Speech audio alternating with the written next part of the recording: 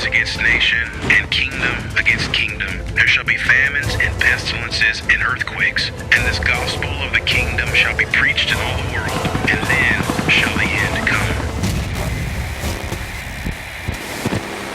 Tell us, when will these things be? And what will be the sign of your coming and of the end of the age?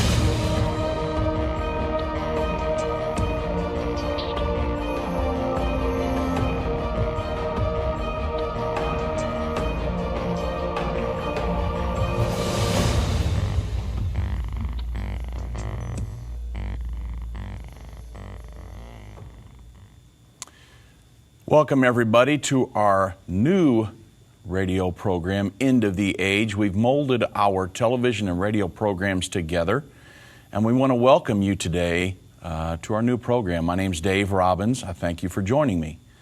Today we're going to be talking about the climate summit coming up here at the end of the month, and all of the events that surround that. And so we're going to begin by, where is that mentioned in prophecy? Where is the world government that climate summit is pushing their agenda to achieve mentioned in the Bible prophecy? Well, in Revelation 13, verses 1 and 2, it prophesies of a world government that will be in power at the second coming of Jesus Christ. If you have listened to this program for a while, you have learned that we, the United States, are already, in many ways, functioning under the authority of this one world government. It's called the United Nations. Most of our high-level politicians fully endorse the United Nations as a global governing body and believe that we should relinquish our sovereignty to this world governing system. On today's program, I want to discuss the massive effort by the United Nations to gain further control of the lives of every person on earth. It is the United Nations Climate Summit that will begin later this month.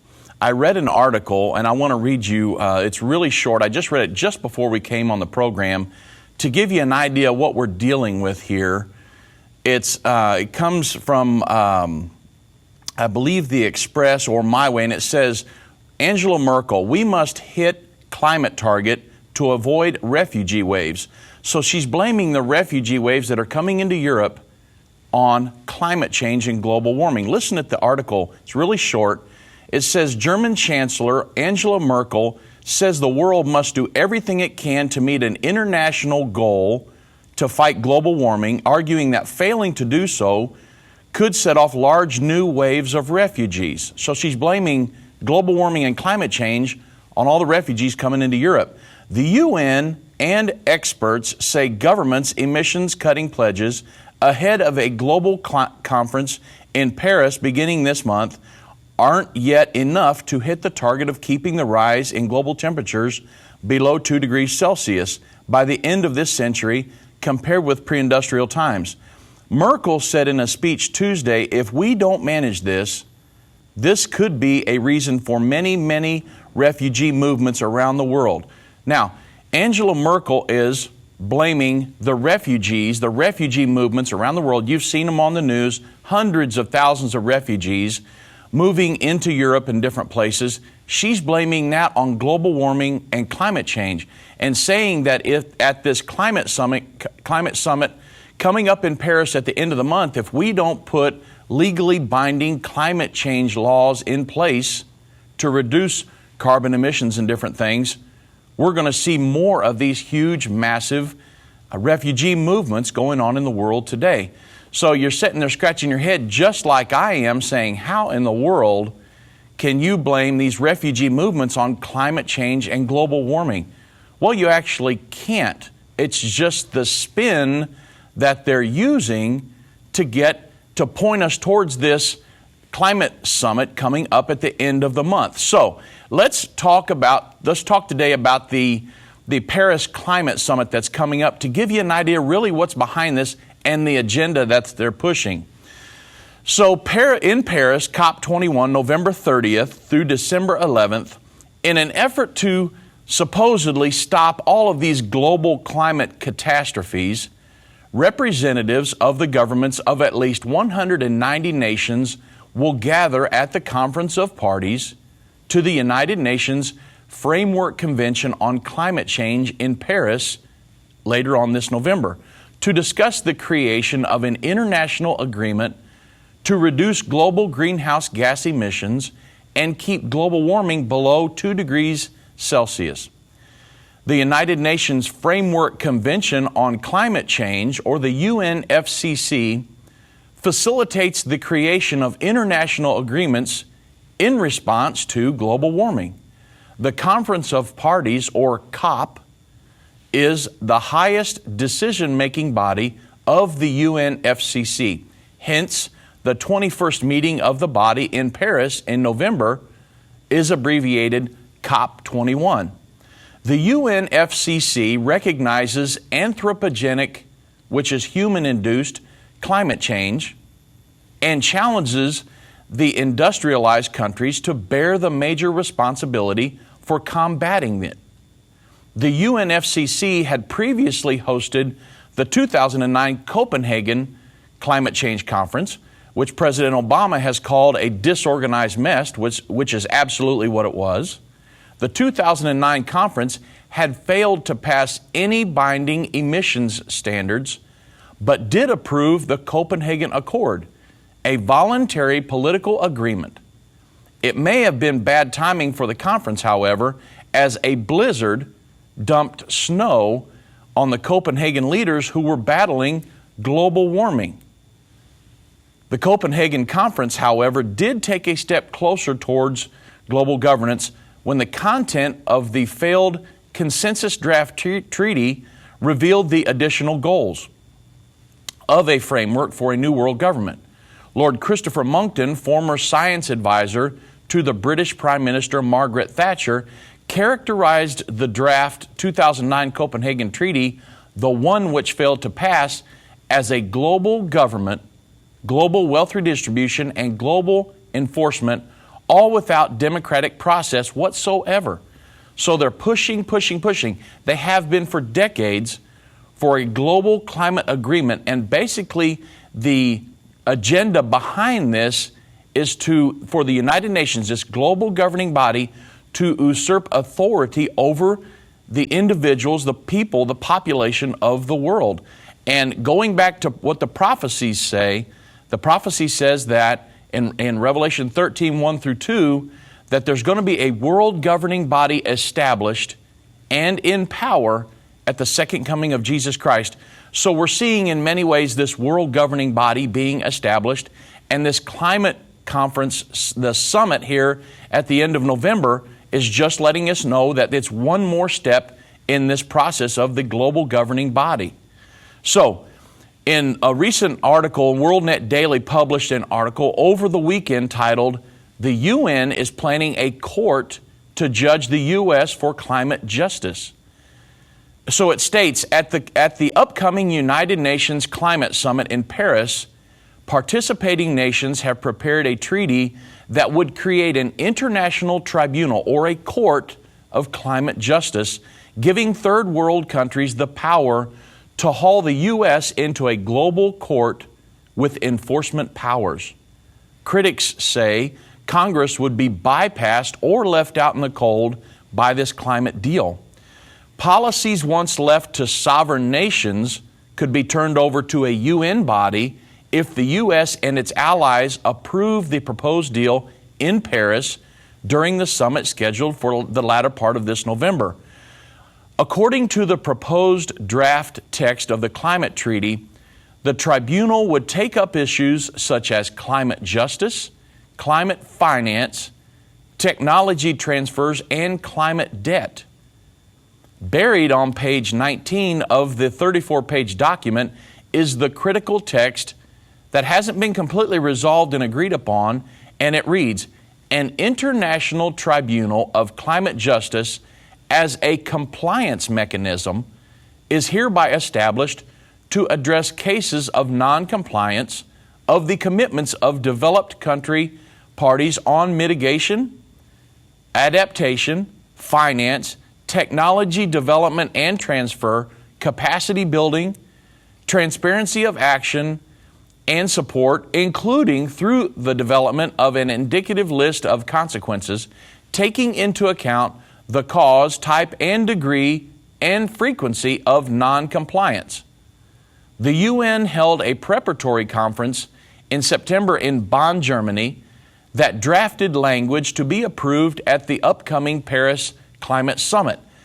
At the Bonn meeting, the UN brought together more than 2,000 participants from governments, observer organizations, and of course the media. But none of those media chose to report on the proposed new global tribunal or court. The Paris Conference is mandated to adopt a protocol, another legal instrument, or an agreement outcome with legal force under the convention applicable to all parties, which is to come into force in 2000. According to the IISD reporting services, which tracks the global. Like many initiatives that come out of the UN, there has been back out on coverage of the potential for New World Tribunal that would make binding climate decisions on a host of issues critical to the U.S. economy. Countries this agreement will be voting to expect the reach of the UN climate bureaucracy, cede national sovereignty, and create a one-way street along with billions would be distributed from developed to poor nations. That's what this all boils down to in the end, is a wealth redistribution process. So let's discuss the Climate Change Summit along with many of the events that are surrounding the meeting. So and the question is this really even necessary? So one question we should ask is, will a new global agreement avert the supposed climate change catastrophe, or are we losing our freedoms to a huge hoax?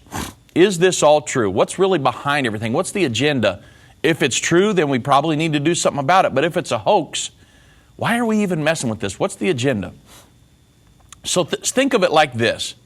Over 190 countries will gather at the United Nations Climate Change Summit in Paris to discuss the creation of a legally binding international agreement to stop global warming and climate change. You see, there are two dramatically opposing views that will be represented at that meeting. Number one will be those who believe in the global warming and climate change lie, which is what it is, but are willing to squelch the truth in order to push their agenda. Along with them will be people who have bought into the lie and are simply being led along blindly straight into the arms of the one world governing system. The second group of people will be those who have looked at the obvious scientific proofs that global warming, which leads to climate change, is just what we say it is. It's a hoax. And they will be there fighting for our freedoms by standing upon the truth.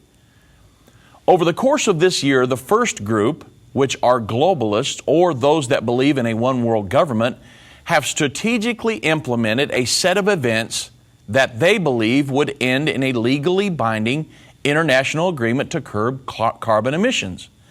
For instance, it's no coincidence that in June, Pope Francis published an encyclical devoted to climate change and the impending climate catastrophes that are supposedly supposed to follow.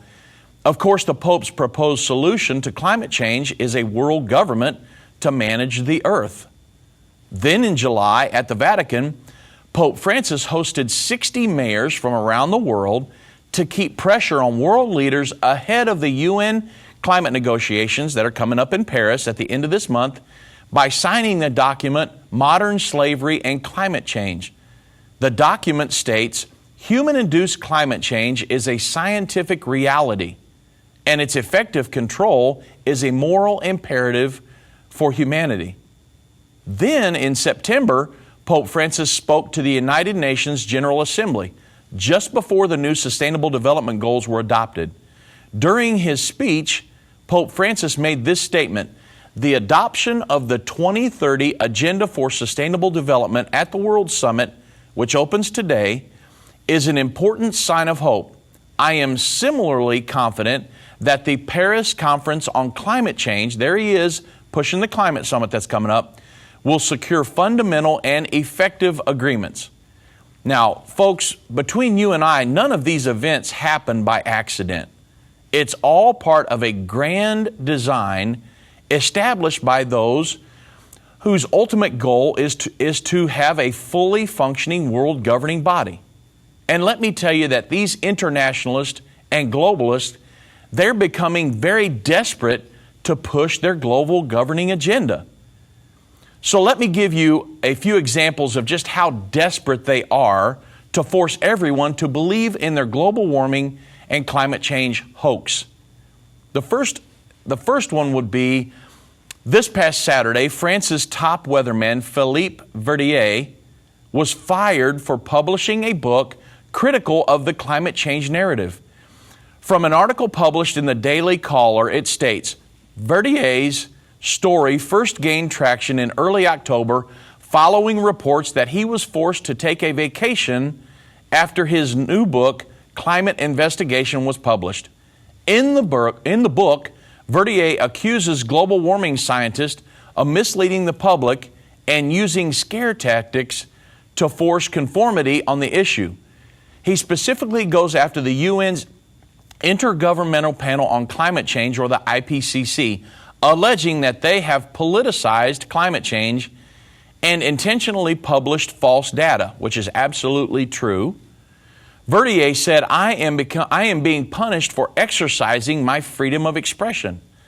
He was reportedly summoned 2 weeks ago to a meeting with top executives from the French news channel France Televisions and received his official notice of termination this past Saturday.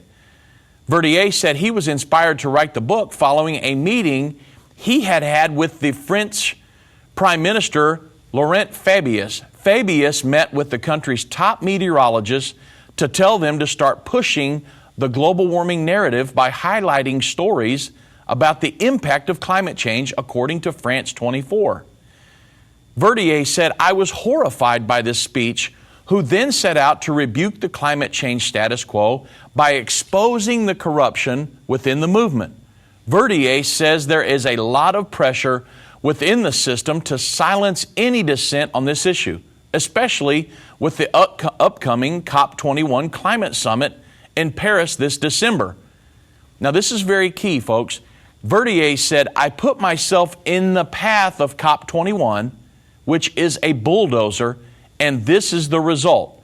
He also noted that there could be many positive effects of global warming for France, including a boost in tourism, cheaper energy prices, and better health. So we're looking at the number one weatherman in all of France. He was just recently fired because he wrote a book stating the truth about the establishment's world governing agenda that they're trying to push through the climate change, global warming hoax. The second example I want to give you of how they're becoming really desperate to try to squelch the truth is it actually has been proposed by a sitting U.S. senator that climate change deniers, or people that try to stand on the truth of what's really going on, that they be placed in jail. That's right here in the United States. Even though global warming proponents claim that the science is settled and that there is no debate, a sitting U.S. Senator, Sheldon Whitehouse, is a Democrat from Rhode Island, and a group of 20 professors have come up with a solution for what to do with those pesky skeptics who continue to question the theory of human-caused global climate change. Simply put them in jail. These so-called warmers want the Obama administration to prosecute global warming deniers under the Anti-Mobster, Racketeer-Influenced and Corrupt Organizations Act, or RICO, as if these skeptics are members of an organized crime syndicate. In other words, if skeptics can't be persuaded by the so-called facts and logic, the man-made global warming advocates propose that the alternative is to threaten deniers with criminal prosecution. Also, to head off further debate, A leading lawyer was called for the International Court of Justice to decide that man is causing climate change once and for all. So there's two examples where rather than just looking at the facts and the science and standing on the truth, they're trying to squelch the truth and say, hey, if you don't push our agenda, we're going to fire you or we're going to put you in jail. It's been proposed right here in the United States of America. So at this point, we have to ask, is this really a concern for the climate? Are these guys really trying to help the earth and the climate, or do they just have a global agenda? Because global warming and climate change is an absolute hoax. It's not happening. The climate has changed every day since the Lord created the earth. So it's never going to stop. And for us, for humans to think, well, we'll control the weather by cutting down the carbon emissions that we emit here in America and in the industrialized countries around the world, folks, I'm scratching my head. I just don't understand that thinking. Well, it's because there's no thinking behind it. They have a global agenda, and the global warming climate change scam is the plank that they're using, the method, the scare tactic that they're using to push this global agenda along. So, why all the pressure and bullying? If it is true that global warming is heating up the planet to the point where unsustainable catastrophes lie just ahead, then let the truth speak for itself. People will believe the truth. Could it be that the compulsion to conform is taking precedence over scientific debate? Or could it even be more deceptive than that? Could it be that pushing a globalist political agenda is more important than actually understanding the extent to which human activity influences climate change? Climate change is even being blamed for the epic destruction around the globe and even human extinction. Listen to this.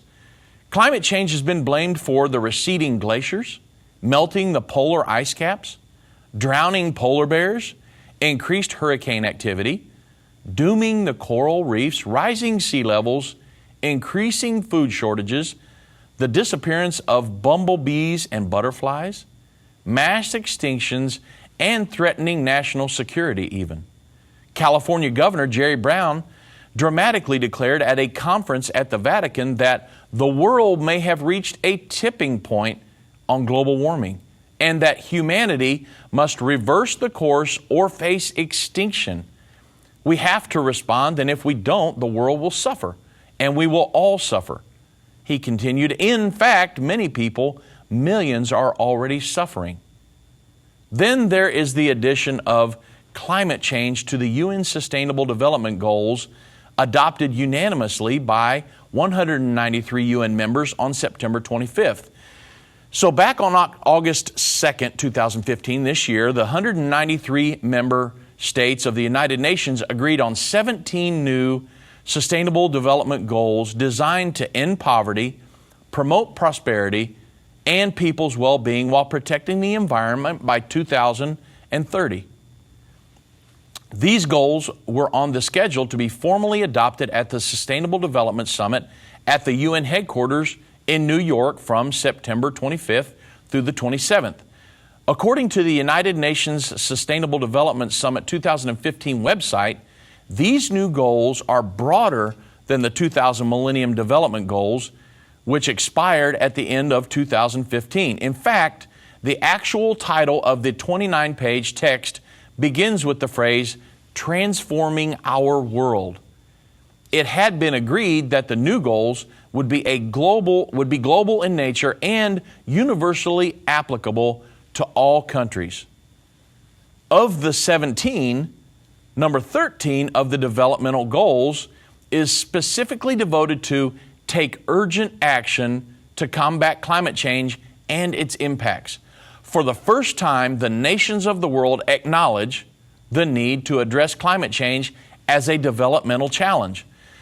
Now, folks, climate change is an absolute hoax, and yet globalists have garnered so much power and fear among the nations that they have been able to get them to sign on to the implementation of their agenda.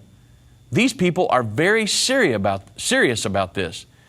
Even though global warming is a complete and utter hoax, in an effort to further their global governing agenda, they are willing to spread a lie to meet their goals. This new universal agenda is nothing more than a blueprint for global governance. Michael Schneider notes that within the body of the first paragraph of the 2030 Agenda for Sustainable Development, the United Nations is planning to launch a new universal agenda for humanity. Schneider believes that the 2030 Agenda truly is a blueprint for global governance, which encompasses virtually all areas of human activity. So let's discuss the man-made global warming theory, the consensus. The impact mankind has had on the temperature trends of the planet are known as anthropogenic, the cause of climate change. The view that man's combustion of fossil fuels significantly warms the Earth's atmosphere is called the enhanced greenhouse effect. The anthropogenic or man-made global warming theory has been defined as the idea that the Earth naturally keeps a stable atmospheric temperature over time, and that human activity, primarily in the form of CO2 emissions from industrial activity, is primarily responsible for the unhealthy warming of the Earth's atmosphere. Supporters of this man-made climate change theory frequently assert the existence of a scientific consensus favoring their viewpoint. The science of global warming, they say, is settled. So folks, we're talking about the COP21, the climate summit coming up here at the end of November, and that they're pushing a hoax to push their global agenda to support a one world governing prophesied in the Bible, Revelation chapter 13. Join me when we come back. In the space of just 1 week in Paris, France, 8 synagogues were attacked. One was firebombed by a 400-strong mob. Additionally, a kosher supermarket and pharmacy were smashed and looted.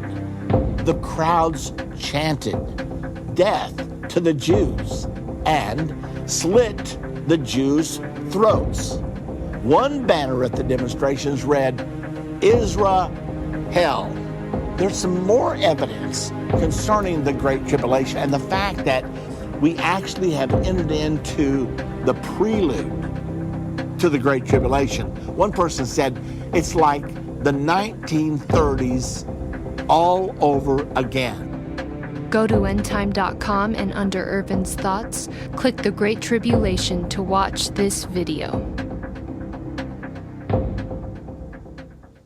My name is Vince, and my job is to oversee the Endtime web presence. I thought I'd take a little time during this commercial break and give you a mini tour of what endtime.com has to offer. On our homepage, click the Watch button, and you can stream Irvin's broadcast live at 3 p.m. Central Time. You can also click Archives to access thousands of past episodes. We also have many other free videos to watch on our site, such as Another Jewish Holocaust Ahead and The Great Tribulation. Go to the Endtime store for video and audio downloads, books, DVDs, and more. Be sure to check out our blog, which features posts from Irvin Baxter, important end-time updates, and prophecy articles. We also have a section for urgent questions, archive magazine articles, and, well, my time is about up. You're just going to have to finish the rest of the tour by checking out endtime.com on your computer, mobile phone, or tablet. Go to endtime.com and discover a world of prophecy today. That's endtime.com.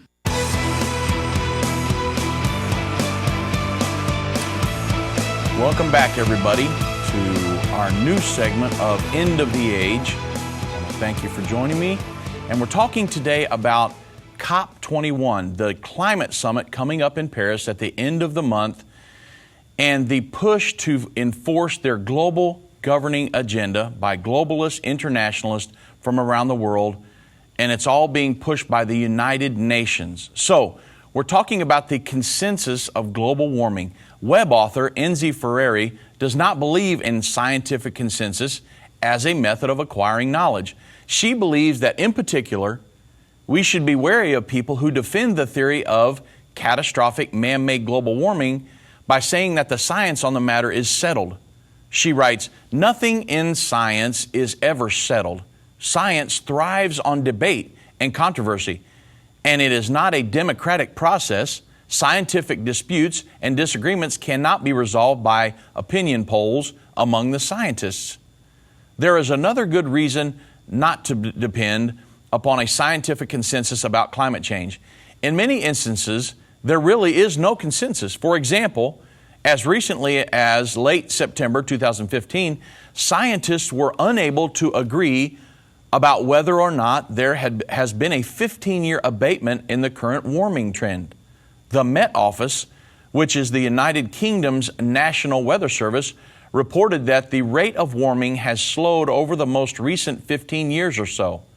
This is exactly the opposite of statements from Stanford and the NOAA scientist who claimed that the hiatus in warming has never even existed. And folks, let me tell you, you already know this, but the climate has always changed. They come off in the news and you hear climate change and everybody goes, oh, climate change. But the climate has always changed. There has been a small warming trend of about 1.5 degrees Fahrenheit from 1860 to 1977. And this is only one of the many changes in the temperature trends and weather patterns the Earth has experienced over time. According to Grant Jeffrey, this small increase in temperature happened naturally as the planet recovered from the cooling of the Little Ice Age. The gradual temperature increased over nearly 150 years, and it provides ample time for humanity to adapt to a slightly warmer environment without causing significant problems. The expression climate change is redundant and by implication misleading. There has never been a period in Earth's history when the climate has not changed. The misleading implication is that climate change has ever been stable. The climate has always changed and will always change. According to Harold Ambler, since the end of the last ice age, which scientists say ended about 12,000 years ago, there have been several sub-periods of change. For example, the warm Holocene optimum, 9,000 BC to 3,000 BC, marks the period in which the human race began to flourish. After that was the warm Roman optimum, 200 BC to 400 AD, the cold Dark Ages, 400 AD to 900 AD, the medieval warm period, 900 AD to 1300 AD, and the Little Ice Age, 1300 AD to 1850 AD, followed by our current relatively warm period, 1850 AD to present. So as you can see by going back through there, man, the climate has always changed, up, down. We might have a small ice age, we might have a warming period, but it's always changed ever since the beginning. Long-term variations in forecast models have been failures. Climate change research deals with very long-term measurements and forecasts and generally covers the Holocene epoch, which supposedly began 11,500 years ago. If we want to investigate the impact that mankind has had on climate variations, we would have to identify the differences between natural variations and man-made variations over time. There is one big problem with that. We only have accurate global thermometer measurements going back 135 years. Robert Trzynski points to the failure of climate forecasting, noting that current temperatures are at or below the low range of all of the climate models. And the global climate forecast have failed to predict the current 18-year-long temperature plateau and unaccounted for lack of warming. So in general, there has been no warming over the past 18 years despite models that predicted otherwise. Given the abysmal record of climate forecasting, Trzynski says, we should tell the warmists to go back and make a new set of predictions, then come back to us in 20 or 30 years and tell us how these predictions panned out. That would be the way to do it to give us a lot more accurate prediction. So let's talk about CO2. Is it dangerous or harmless? Now, when I was in high school, CO2 I was taught that a human being breathes in oxygen, breathes out CO2, and that plants actually turn CO2 into plant food. So, CO2, is it dangerous or harmless? You hear about it all the time in the news. Because of our CO2 emissions, the planet's warming up and all of these catastrophes are going to happen. So let's talk about CO2. Is it dangerous, harmless? What's the truth? Well, according to the American Legislative Exchange Council, carbon dioxide is a naturally occurring, non-toxic, and a beneficial gas, and it poses no direct threat to public health. In a 2014 attack on greenhouse gas rules being drafted by the EPA, the ALEC claimed the EPA is relying on an uncertain assumption that increased carbon dioxide emissions by humans are causing an unprecedented global temperature increase, and an uncertain assumption that the temperature increase will result in a worldwide catastrophe in 50 to 100 years. So it's pretty easy to prove that carbon dioxide, it's not harmful at all. It's a very innocent gas that's given off by humans and different acts that it's not harmful at all to our environment. Unproven feedback mechanisms, very important.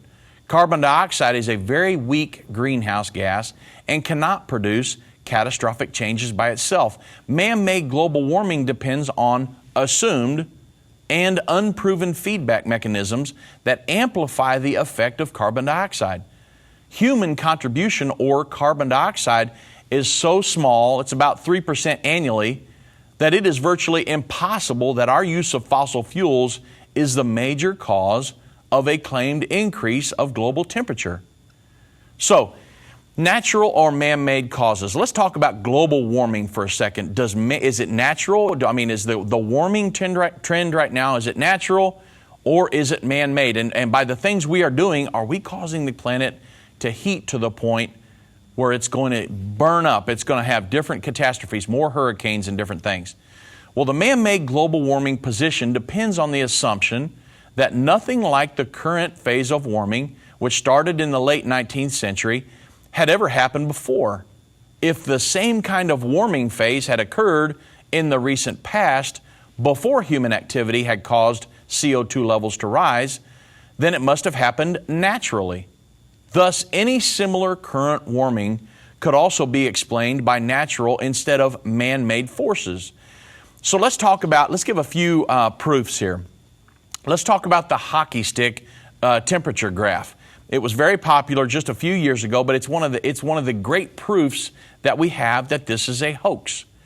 Scientist Michael Mann and his colleagues claim to show by the hockey stick graph that temperature in the northern hemisphere remained relatively stable for 900 years, which was the shaft of the hockey stick, then abruptly turned upwards in the 20th century, which would be the blade of the hockey stick, because of the influence of human activity, thus proving that CO2 is currently forcing up global temperatures.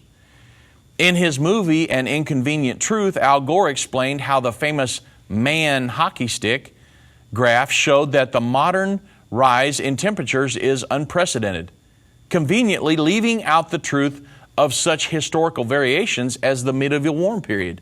They left it completely off the graph. Then, when he compared the hockey stick graph of temperatures against reconstructed CO2 levels, he noted the two have an obvious correlation. He concluded, now this is Al Gore, when there is more carbon dioxide, the temperature gets warmer. However, he made the error of not taking into account that Michael Mann and Al Gore in his Inconvenient Truth movie, into account that there is an 800-year lag between surface temperature measurements and the rise in atmospheric CO2. So temperatures always rise, and then CO2 levels about 800 years later go up. A 2006 U.S. Senate Committee of Inquiry, the Wegman Report, concluded, our committee believes that the assessments that the decade of the 1990s was the hottest decade in a millennium and that 1998 was the hottest year in a millennium cannot be supported by MBH 98 $2.99, the technical name for the original hockey stick paper. It simply was not true. But in An Inconvenient Truth by Al Gore, it was stated as fact. Now, human-produced CO2, it's not a primary driver of climate change. Let's get over that. Over the weekend, I purchased the November issue of the National Geographic. On the cover, they have a globe with the words, "Cool it," covering the earth. They called it their climate issue. You can pick it up. I just bought one here a couple days ago. The entire magazine is devoted to one transmitting a message. Humans are causing the globe to overheat by emitting too much carbon dioxide or CO2. Throughout the magazine, they offer different solutions such as humans. Humans need to curb their climate footprint. The average American consumes about 12,000 watts of electricity per year. National Geographic stated that a Swiss scientist claims that we could limit the effect we have on climate change by reducing that to 2,000, from 12,000 watts a year to 2,000. Is anybody willing to do that for an absolute hoax? Then it goes on to businesses. Businesses need to move towards cleaner energy, such as natural gas or biomass, rather than coal-powered plants, etc. Now, these are the 5 things that this climate summit coming up at the end of November, they're going to want to curb everybody. It's not just going to be businesses. This is going to come down to the aspect of every person's life, every aspect. Humans, businesses, cities. According to National Geographic, urban areas account for 76% of CO2 emissions from energy use. Cities need to use smart technologies such as designating biking lanes, smog-eating concrete, wind and sun-powered street lights and sidewalks made from recycled materials that will help to cut human-produced CO2 emissions. We'll see how it goes, but after the climate summit at the end of November, first part of December, we'll see a lot of these things. If we sign on to that and they get legally binding climate change laws, we'll see some of these things start to come into play, and they've already happened in some cities around the United States. Then it goes to nations. So we're at humans, businesses, cities, and then nations. These are the top 5. Nations need to use solar and wind power to help power their power grids, rather than coal power plant, etc. At their peak potential, solar and wind could help us avoid some 12 gigatons of yearly carbon emissions, almost a third of the world's central control. So, you're looking at right now, COP21, the United Nations Global Warming Summit, coming up at the end of November, early December. Study prophecy wherever you go with End Times audio downloads. Listen to 1-hour lessons like Will Islam Rule the World or Seeds of Armageddon for just $4.99. Let your imagination and your understanding of prophecy dive into the end-time novels like China War in the Third Temple and Dark Intentions written by Irvin Baxter. Maybe you feel bombarded by what's going on in the news and you want to just hear some good old-fashioned preaching. We have tons of sermons taught by Irvin that are rich in truth. You can go through our entire Understanding the End Time series while driving to work, cooking dinner, or wherever your busy day takes you. Let our audio library accompany you by going to endtime.com/store and click the audio downloads.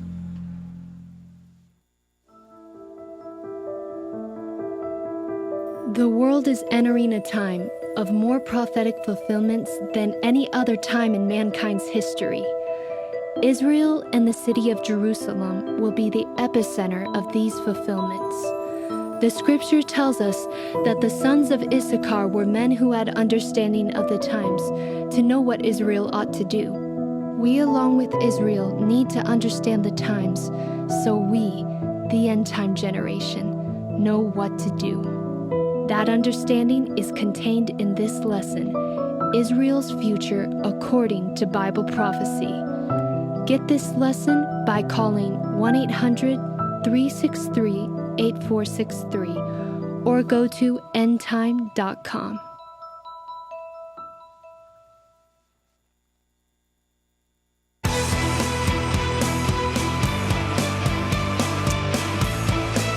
Welcome back to our final segment of End of the Age today. And I'm going to try to get through as many of these different proofs and things that we can, but we're talking about COP21, the United Nations Climate Summit that's coming up here at the end of November, first part of September, just a few short weeks from now. And they're pushing a global agenda towards a world governing. They're kind of tightening the noose on humanity, and they're saying, hey, we want to regulate this, we want to manage, we want to govern the world. And that's what that's all designed to do, this climate summit that's coming up. It's not, they don't care that the global warming which causes climate change is a hoax. They don't care about that. They don't care about the science. They're overlooking all that, and they're trying to squelch the truth. And any denier, anybody who would stand up on scientific fact, they're trying to squelch them to the point where people have, the number one weatherman in France has already been fired for speaking out against it. And here in the United States, a sitting U.S. senator and 20 professors have tried to get the Obama administration to put people in jail who are deniers. So they're pushing for this, and it's their agenda of a one world governing body that would manage the globe. And it's prophesied about in Revelation chapter 13. It gives a clear depiction of a one world governing body that will be established and on the earth at the time of the second coming of Jesus Christ, which we are just ahead of right now. So, moving on, I went through the first 4 steps. I purchased a National Geographic this weekend, and it's called their climate issue. They give 5 areas that we would need to work on globally to try to curb carbon emissions and their carbon footprint to help the supposed global warming climate change hoax. Now, I've always thought of the National Geographic as a pretty reputable magazine, and I'm sure that they are, but I was just questioning some of their teaching on this. So, if you look at the first 4 were the people who need to look at their carbon footprint would be humans, and then businesses, and then cities, and then nations, and then now the global solutions, including human-devised CO2 removal strategies such as restoring forests, sprinkling iron dust on the oceans, and build facilities specially made to harvest carbon from the air. So they're wanting every aspect of the globe. They're wanting to control every human. They're wanting to control every business, regulate every business. They're wanting to regulate every city, every nation, and globally as a whole. They want to regulate, manage, and govern the world. It's a one world governing body. That's what they're pushing here in this climate summit coming up here in Paris. Of course, all of this will cost billions and billions of dollars, of which you and I will not be asked to pay for, but forced to pay for through taxation schemes. How will you be taxed individually?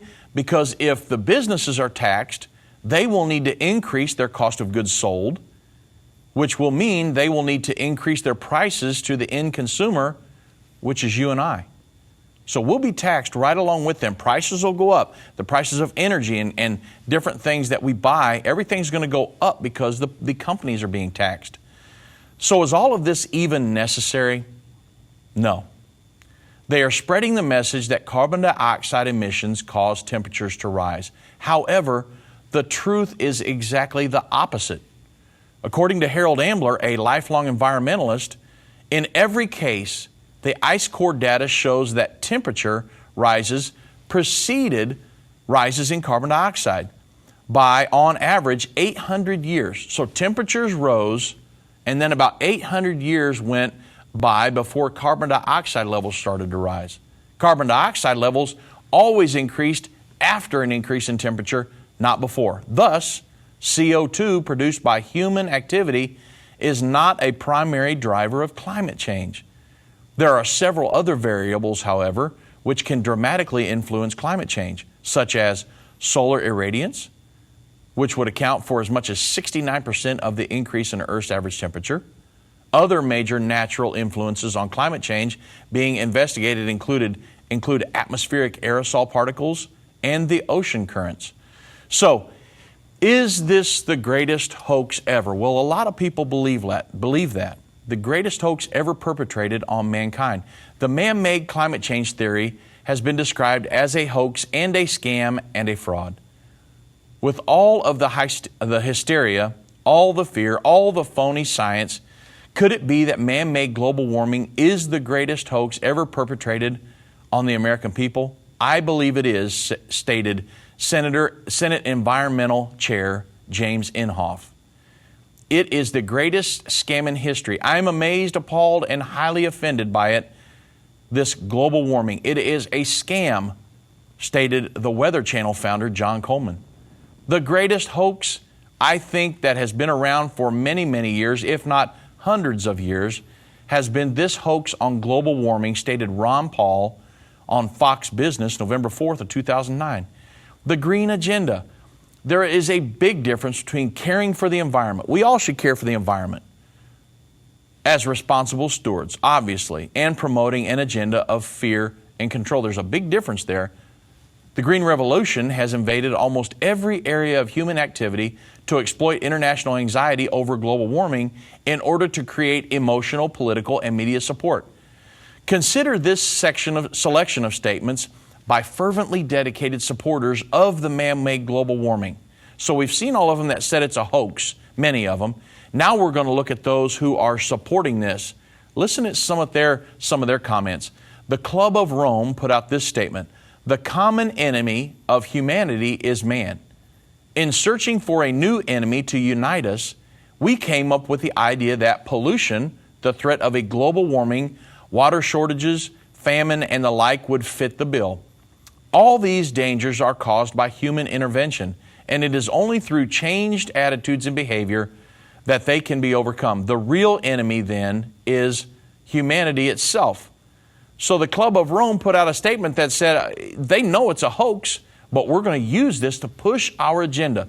Professor Stephen Schneider of Stanford, a Stanford professor of climatology, stated, "We need to get some broad-based support to capture the public's imagination. So we have to offer up scary scenarios, made simplified, dramatic statements, and make little mention of any doubts. Each of us has to decide what the right balance is between being effective and being honest. So we're not necessarily standing on the truth at this point. We want to be more effective. If we need to let down on the truth a little bit, we still want to get our agenda pushed through, which is a world governing body. Make no mistake." Timothy Worth, president of the UN Foundation, stated, "We've got to ride this global warming issue, even if the theory of global warming is wrong. We will be doing the right thing in terms of economic and environmental policy." Now think about that one. Christine Stewart, former Canadian Minister of Environment. "No matter if the science of global warming is all phony, climate change provides the greatest opportunity to bring about justice and equality in the world." Barack Obama, of course, our U.S. president, stated, "Climate change is real. Not only is it real, it's here, and its effects are giving rise to a frighteningly new global phenomenon, the man-made natural disaster." David Brower, founder of the Friends of the Earth, stated, "The goal now is a socialistic, redistributionist society, which is nature's proper steward and society's only hope." So he's calling for socialistic solutions. Al Gore, a Nobel Peace Prize, at his Nobel Peace Prize acceptance speech, stated, "The climate crisis is not a political issue. It is a moral and spiritual challenge to all of humanity. It is also our greatest opportunity to lift global consciousness to a high level." So these people, it doesn't matter. The truth doesn't really matter to them.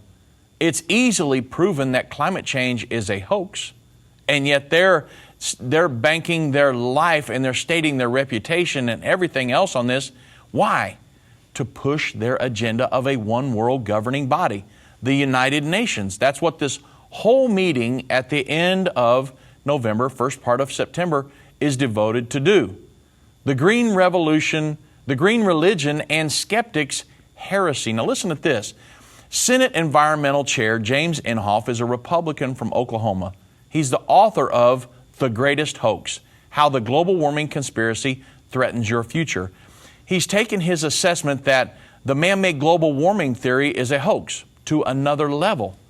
In May of 2015, Inhofe declared that global warming alarmists are promoting a new religious sect. Global warming alarmism has evolved into a religion where one is either an alarmist or a skeptic. He said, some people are not aware of those two terms. Someone who has bought into this, the world is coming to an end because of global warming and climate change. They are the alarmists. People who don't believe that, as myself and us here at Endtime Ministries, are considered skeptics. And being a skeptic is akin to heresy of the highest order. Remember that one guy just lost his job, and another guy, for publishing a book countering this, or he's a skeptic. And then there is a sitting U.S. senator and 20 professors that are trying to get people thrown in jail for it. Good policy has to be based on good science, not only religion, and that requires science free from bias, whatever its conclusions may be. He has also remarked on the Senate floor, for the alarmists, global warming has nothing to do with science or scientific inquiry. Science is not about the inquiry to discover truth, but a mass to achieve an ideological agenda. For some, this issue has become a secular religion, pure and simple. So, suppressing dissenting opinions goes along with what we talked about earlier in the program. In 2007, Walter Williams, a professor of economics at George Mason University, made this alarming accusation about what happens to those who don't subscribe to the eco-fundamentalist doctrines of human-induced climate change.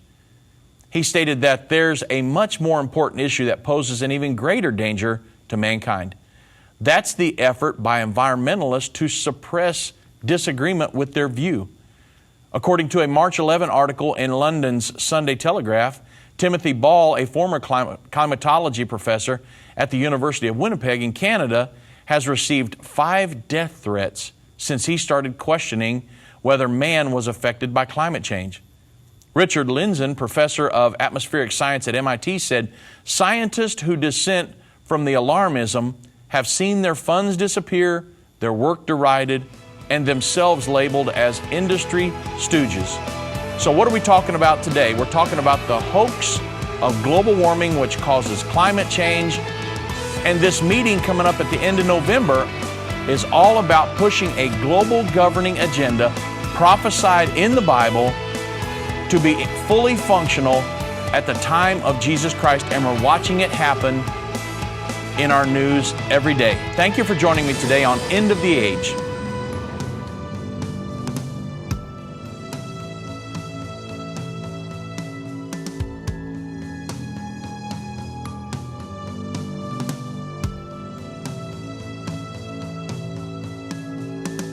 End of the Age is a production of Endtime Ministries. This broadcast will be available on our website, endtime.com, in the archives section. On our website, you'll also find more information about how current events are fulfilling Bible prophecy. To reach our operators, call 1-800-ENDTIME. That's 1-800-363-8463. Endtime Ministries is partner supported. We would like to say thank you to our partners who made this broadcast possible. To do what Matthew 24:14 said, to reach the world with the gospel of the kingdom.